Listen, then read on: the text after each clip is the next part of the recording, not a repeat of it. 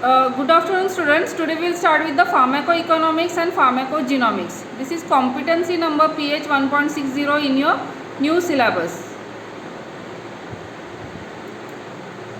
So this picture shows the comparison of various treatment modalities with the outcome or healthcare benefits.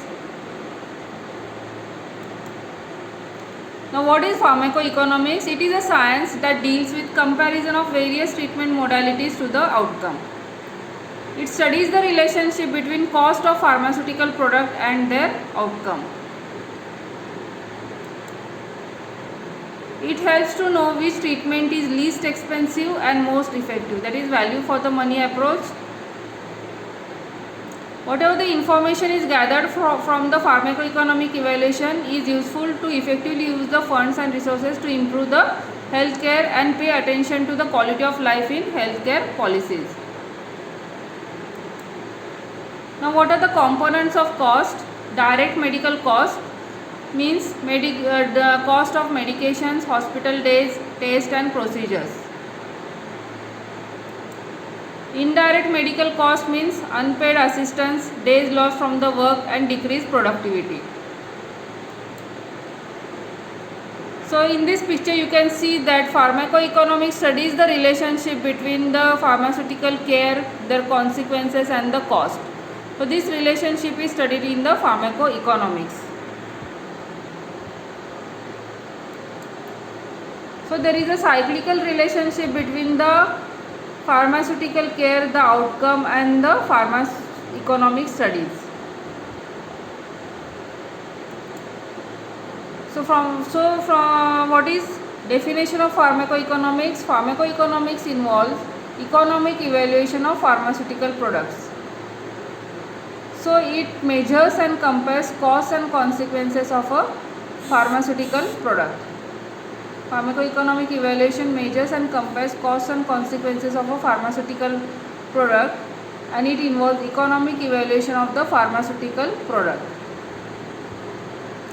The company should assess the value of their drugs in terms of efficacy and cost. Which companies? Pharmaceutical companies. They should assess the value of their drugs in terms of efficacy and cost.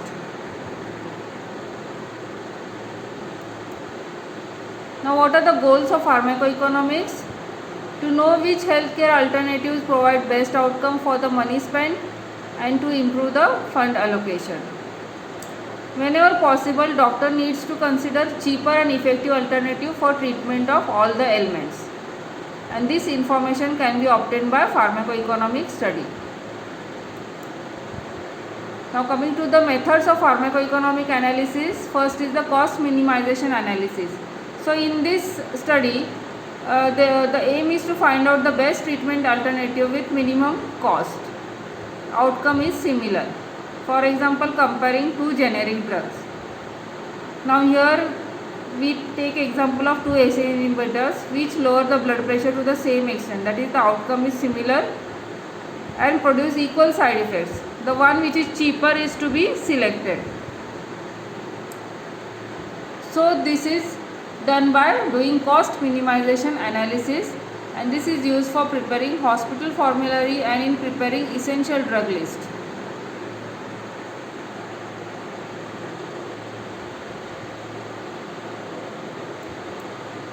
Second, cost effectiveness analysis. So here the cost is compared with the effects measured in units of improvement in the clinical outcome. And these are nothing but traditional clinical trial endpoints. So whatever the cost of the treatment is compared with effects measured in units of improvement in the clinical outcome. For example, what is the cost required for how much money is required to reduce the blood pressure, that means per millimeter reduction in blood pressure, or how much money is spent to prolong the quality of to prolong the life years, or number of asthma free days after giving the drugs for the bronchial asthma. So it compares therapies where outcome is same and can help in identification of preferred choice among the various alternatives which are available.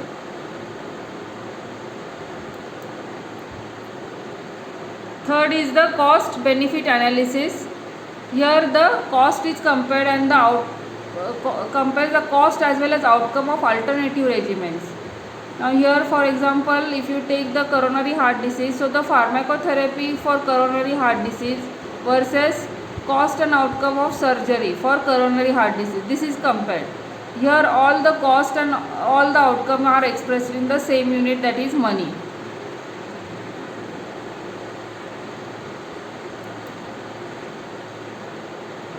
In this type of study, one is able to assess whether the total cost of intervention is justified by its total benefit or not.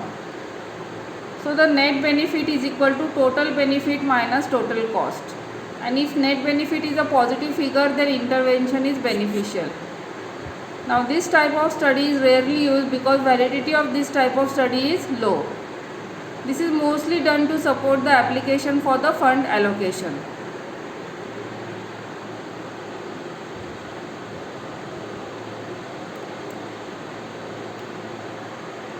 Now the fourth type of study is cost utility analysis. So here the outcome is measured in terms of quality of life or quality adjusted life years. So what is the outcome? Quality of life. How is the quality of life after giving so and so treatment, or quality adjusted life years. So comparing the quality of life while using two different antihypertensives. This is known as cost utility analysis.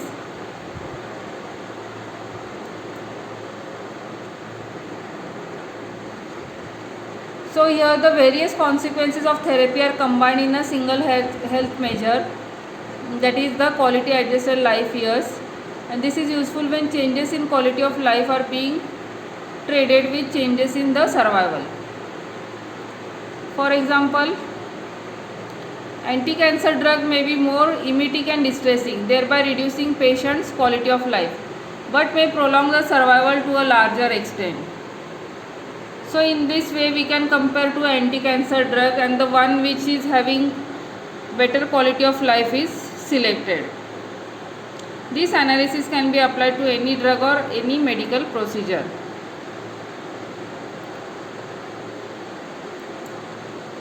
Now what are the applications of pharmacoeconomic studies? First is compilation of hospital formulary.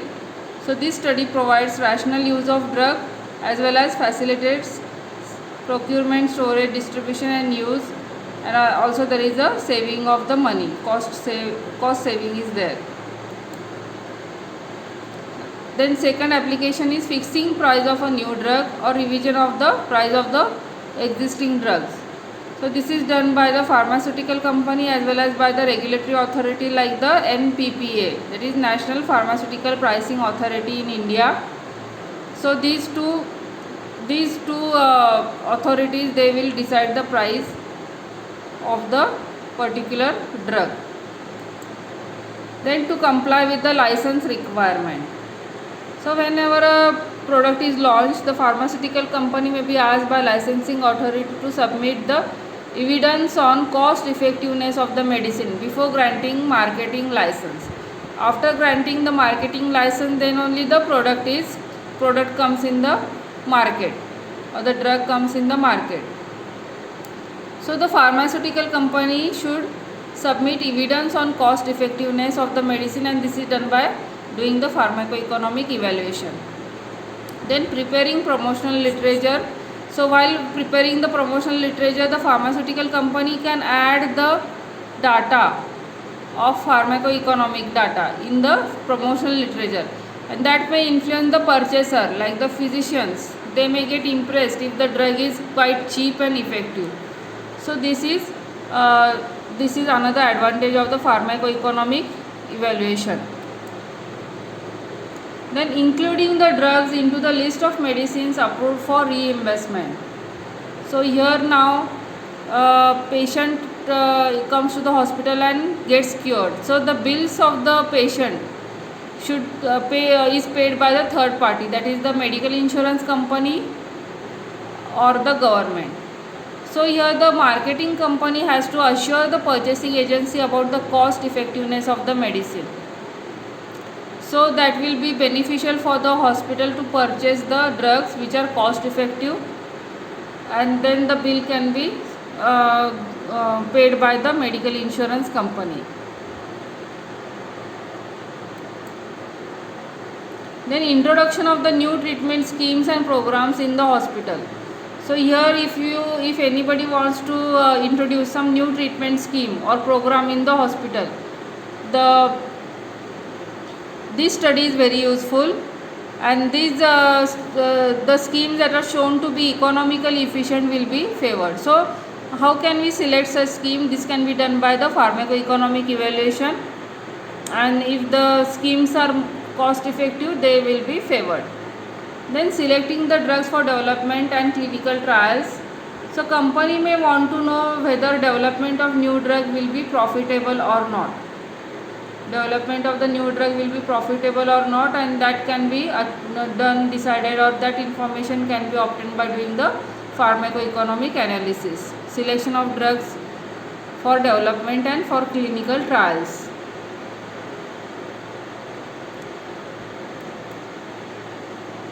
Now coming to the in the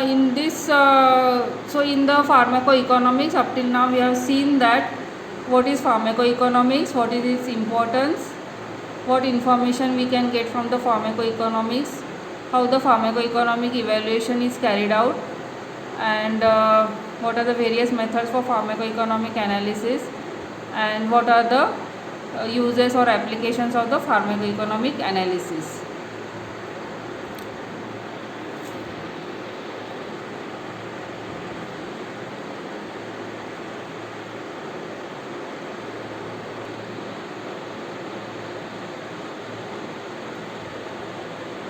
Now the next part of this class is pharmacogenomics.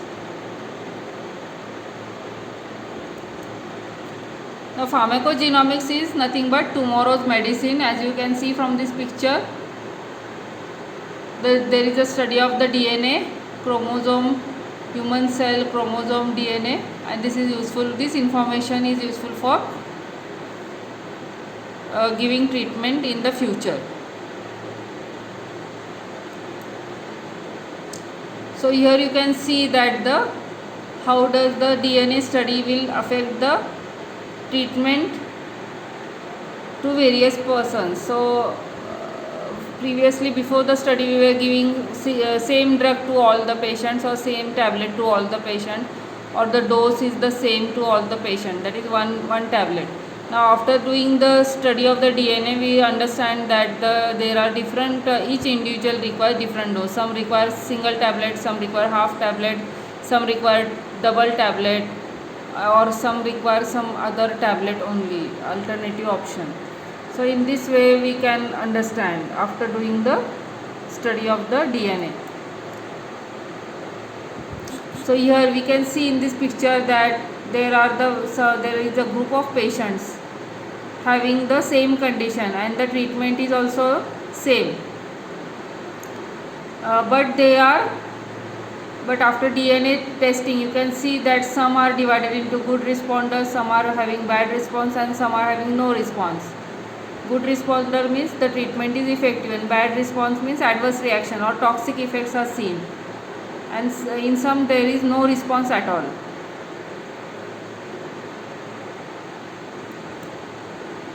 Now what is pharmacogenomics? Pharmacogenomics is the study of how an individual genetic inheritance affects the body's response to the drug. The term pharmacogenomics comes from the word pharmacology, that is the science of drugs, and genomics, the study of genes and the functions. So genomics is study of genes and their function, and pharmacology is the science of drugs, and thus the intersection of the drugs and the genetics is pharmacogenomics. So this study shows how an individual genetic inheritance or genetic makeup affects the body's response to the drug. Why there are different response to the drug in the population. So this information can be obtained by doing the pharmacogenomic study. Now if you see in this slide, you can see that there is in between there are patient group population having same diagnosis and same treatment is given, but we get 4 different responders, In the green picture you can see that the drug shows toxic effect as well as beneficial effect. In the yellow one you can see that drug is neither toxic neither beneficial. That means they are non-responders. In the blue one you can see drug is not toxic but it is beneficial. While in the red one you can see drug is toxic, showing only toxic effect. Now, it doesn't show any beneficial effect. So pharmacogenomics is the study of genetic variation that determine how individuals respond to the specific drug. Study of the genetic variation or genetic composition of the patient and seeing the variations in the genetic makeup and how they determine the individual response to the drug. So after doing the pharmacogenomic study, it allows the physician to more accurately determine the right drug and right dose to the patient and avoid the adverse drug reaction. So this is now becoming increasingly important. This study is so important for pain treatment and for psychotropic treatment and cardiac drug dose management.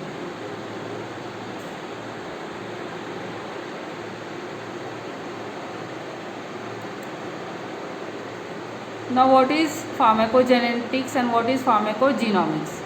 Pharmacogenetics is a study of the variation in a targeted gene or group of functionally related genes.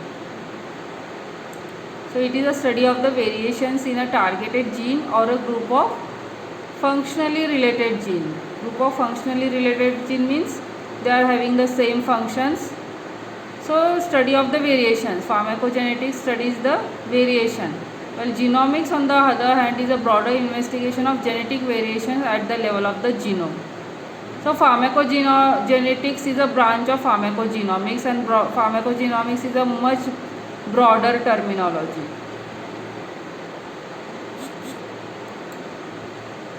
So here you can see the difference between pharmacogenomics and pharmacogenetics. Pharmacogenomics is nothing but the use of this information, genetic information, to guide the choice of a drug and dose of the drug on an individual basis.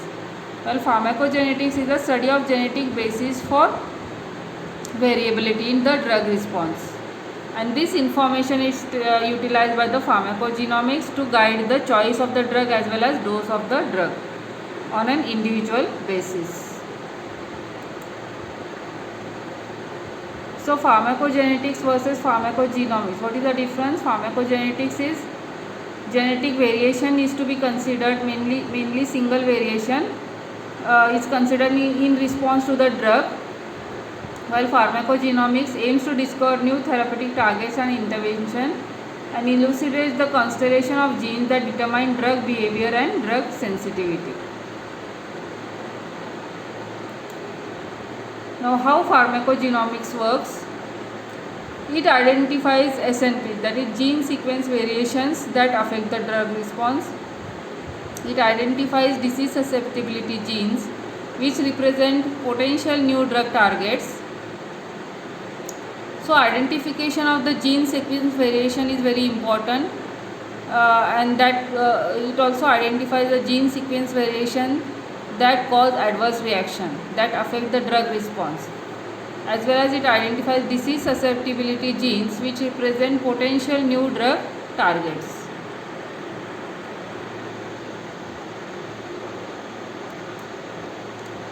Now if you see here,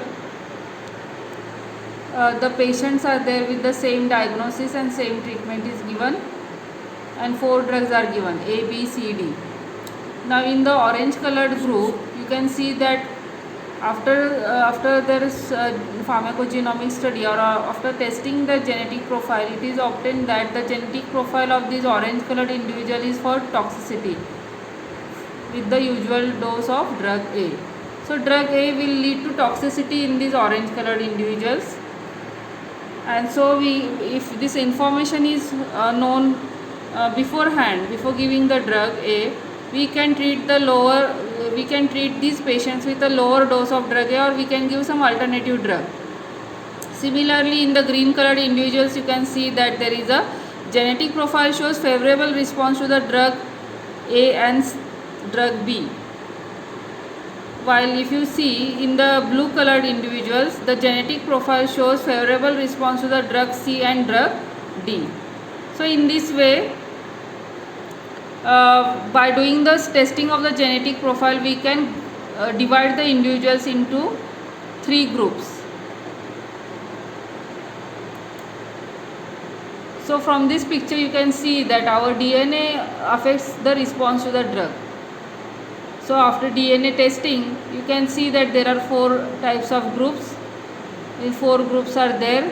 In the green colored group, the drug is safe and effective. In the blue colored group, it is not effective, while in the red colored group, it is showing only toxic effect. Adverse reactions are there. And while in the orange colored group, it is showing both toxic effect as well as therapeutic effect.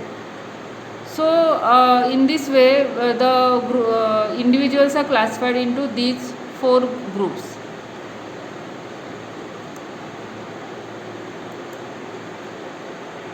Now, how does the genetic polymorphism influences drug response? Now, polymorphism is seen at various levels, and these genes, genetic polymorphism influences all the pharmacokinetics as well as pharmacodynamics of a drug. So pharmacokinetics means at the level of drug transport mechanisms, absorption, distribution, metabolism and excretion also. While pharmacodynamics mechanism means it influences the receptor sensitivity also. So there is depending on the genetic profile or genetic variations, the kinetics of the drug will be different in each and every individual, and the pharmacodynamic or the receptor sensitivity will be different in different individuals. So some individuals will show very low response, and some will show very toxic response, and some may not show any response. So it depends on the receptor sensitivity, and this is genetically determined. So we know that there are various groups. One is responder, one is non-responder, and one shows toxic effect, and some will show the disease susceptibility also.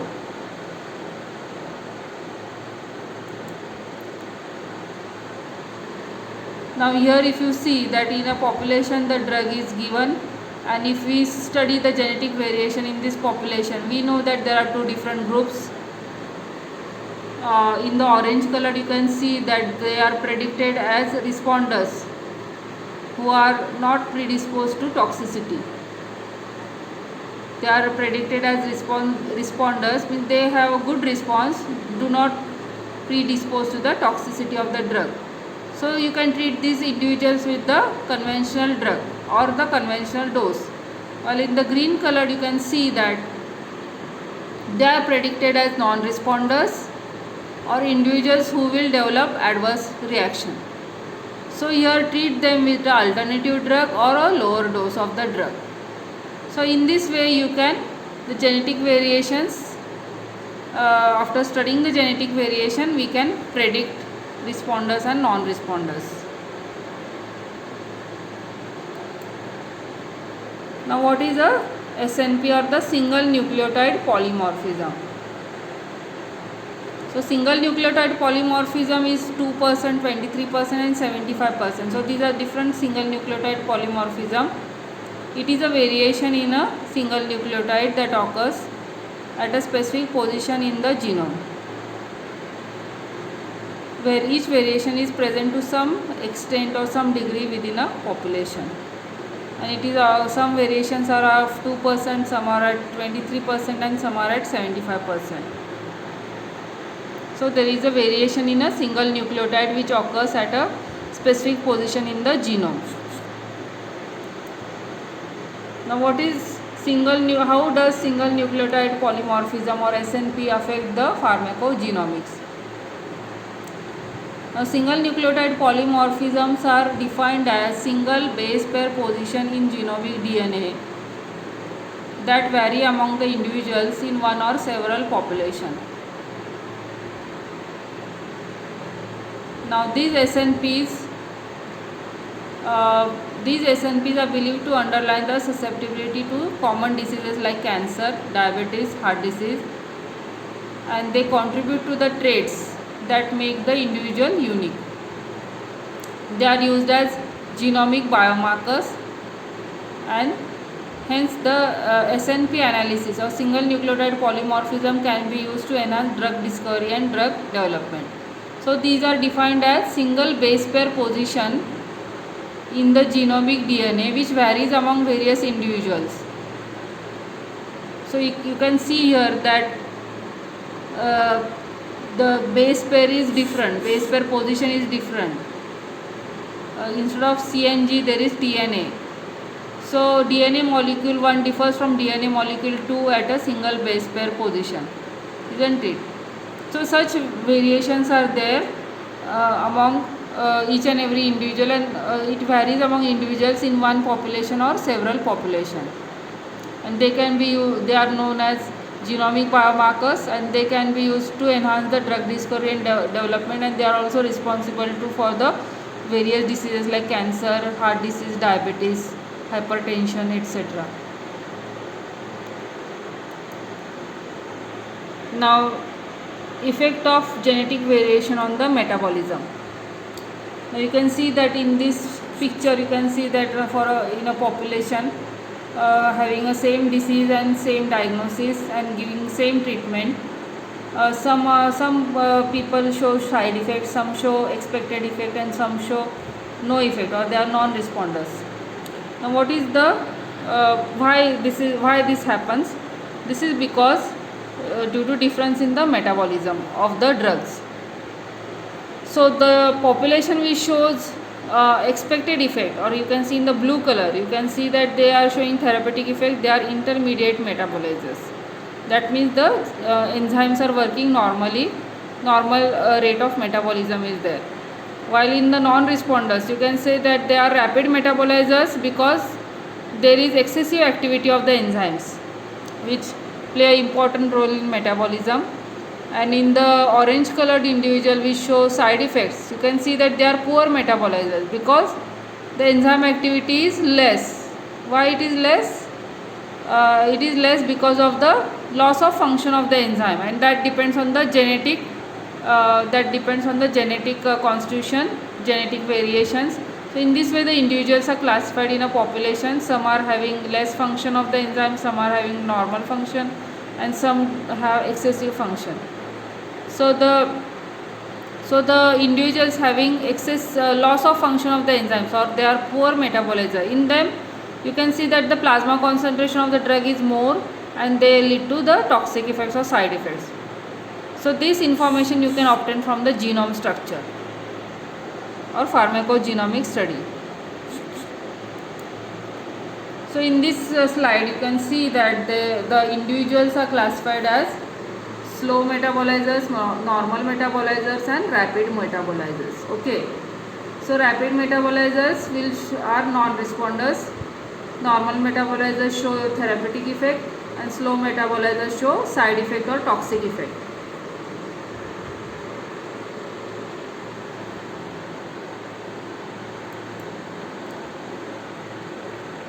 So how does the genetic polymorphism of enzymes are responsible for drug metabolism? So polymorphism or genetic polymorphism of the enzymes are responsible for the drug metabolism. So you can see that most of the metabolic reactions are phase 1 and phase 2, and enzymes play an important role in carrying out these phase 1 and phase 2 reactions. So the enzymes responsible for biotransformation may show wide variation in enzymatic activity due to the genetic polymorphism. So genetic polymorphism controls the enzyme activity or the enzymatic reaction, rate of the enzymatic reactions. So the goal of pharmacogenomics is to understand that genetic variations. So the goal of pharmacogenomics is to understand such genetic variations which lead to the poor metabolizer or rapid metabolizers in order to predict the response of a particular drug in a particular patient.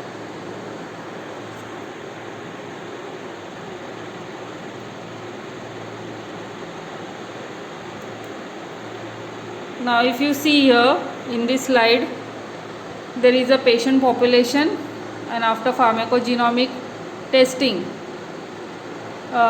we have this genomic biomarkers or therapeutic biomarkers and we know that they are divided into various genetic variants. The population is divided into 4 genetic variants, GV01, GV02, GV03 and GV04. In the red one, GV01, you can see that this genetic variant will require a high dose of drug X. Blue one will require a lower dose of drug X, while the orange one will require a optimal dose of drug X, while the purple one will require an alternative drug Y. It is not responding to the drug X, so it will require a alternative drug Y. Okay.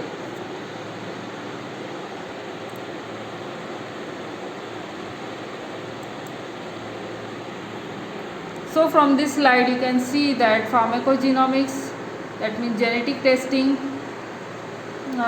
utility, what is the utility of pharmacogenomics? To study the disease genetics and pharmacogenetics. Pharmacogenetics means to study the response to the drugs, medicine response of medicines.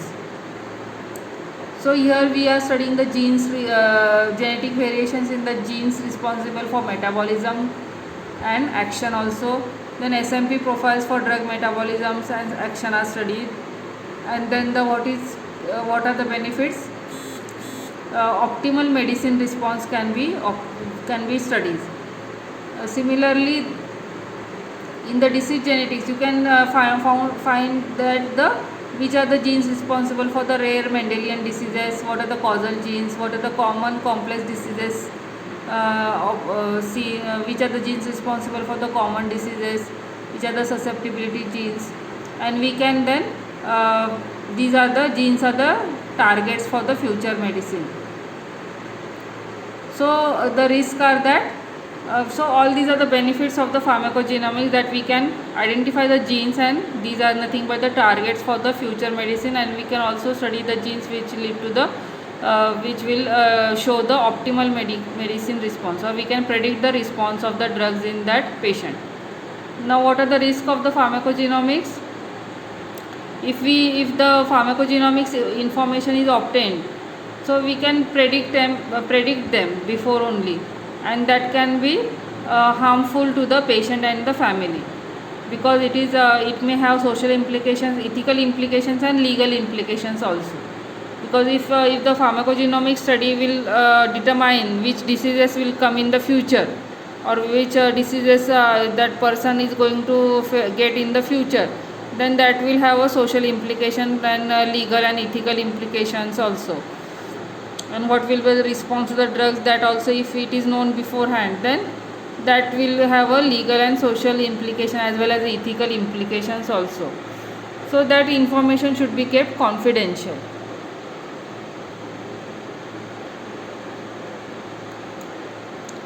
Now if you see here, patient group.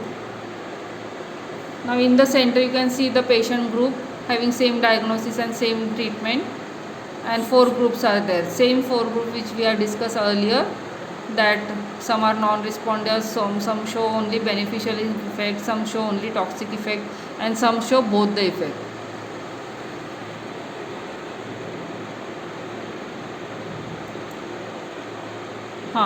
So now coming to the next utility of the pharmacogenomics is that we can select the correct dose. We know that this is the treatment given for this disease, but beforehand we could not predict the accurate dose to a given individual. So the dose is individual. Many times it is seen that some patients require a half tablet, some require 1 full tablet, some require 2 tablets, and some don't require that tablet at all. So this information you can get after doing the pharmacogenomic study. Initially, before doing the pharmacogenomic study, everything was a guesswork. But after doing the pharmacogenomic study, we can now accurately give the exact dose to the individual, because we know his genetic profile, and we know we have done his pharmacogenomic testing, and so now we can give the accurate dose to that patient. Now here, if you see in this slide, there is a group of patients having the same diagnosis and same treatment. There are genetic polymorphism in the population, and they are classified into some are non-responders, some are having only toxic effect, and some are having therapeutic effect. So the blue one are having therapeutic effect, yellow one are non-responders, while the red one show the toxic effect.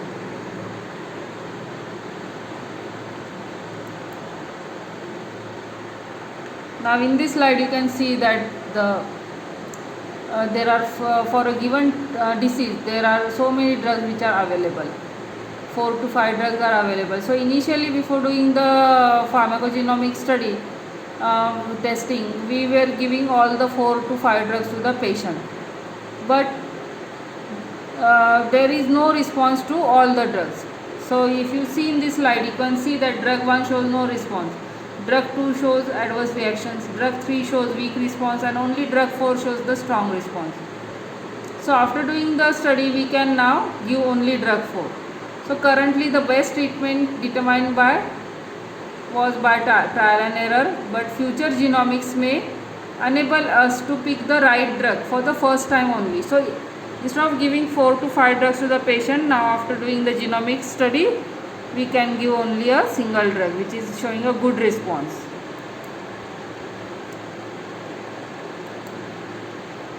Now here patients same. In this slide also the patient are having the same diagnosis and same treatment.